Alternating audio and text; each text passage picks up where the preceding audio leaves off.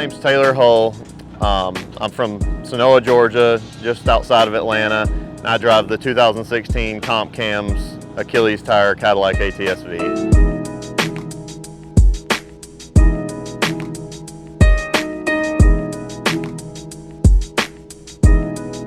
So 2018 was a pretty wild ride for us. We brought on a new sponsor in Comp Cams. They provided a lot of different products with their company and some of their subsidiaries, and then it kind of went crazy from there. We started trying to go to Long Beach, obviously, which was round one. Ended up missing that event due to some mechanical failures because of the engine builder that we chose. So had a lot of issues with the assembly of the engine, and unfortunately we just didn't make Long Beach, didn't make it in time. So went to Orlando, and we were super pumped, super high on everything that we had developed, the engine package, the power that it was going to make, and unfortunately we had another mechanical failure there. We dropped a valve, which ended up killing a whole entire side of the engine, killed the block.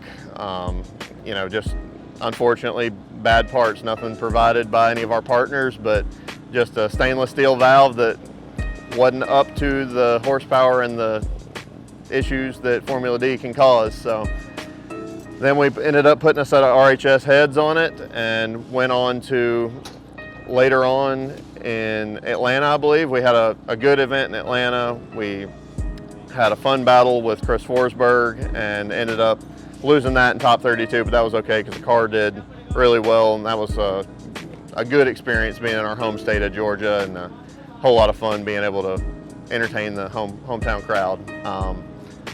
So we continued to develop, continue to work on the chassis.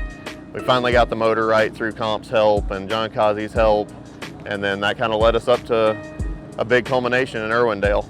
So Irwindale started out a little bit rocky, actually.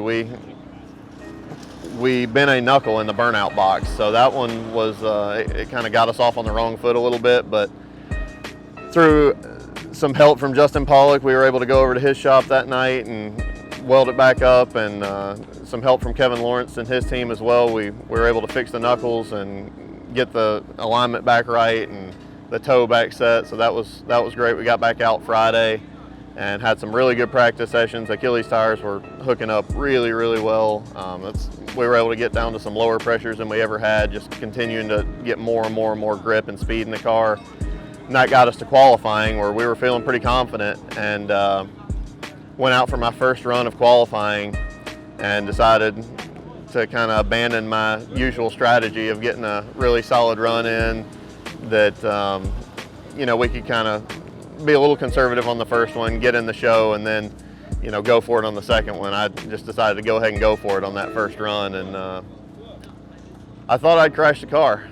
It was pretty wild. We made it through the big bank okay and made it across the inner clip pretty good, and then when I transitioned from inner clip 1 to outer zone 2, I looked over to the right and just about had the inner bank centered up, and just powered on it as hard as I could. Scared me to death.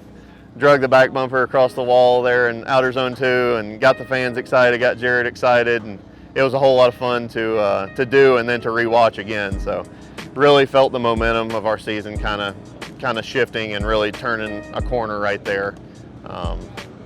That one, even looking back now, it's still a little bit wild to think about how sketchy that was and how close I was to building another Cadillac ATS-V right there. But that just goes to show that's what it takes to compete and do well in this series. And even at that moment, we didn't qualify as well as we would have liked to. There were some other points in that run that could have been better and that we can improve on. And we've gone back to the drawing board here for the off season and improved some more. And it's going to be a lot of fun in 2019.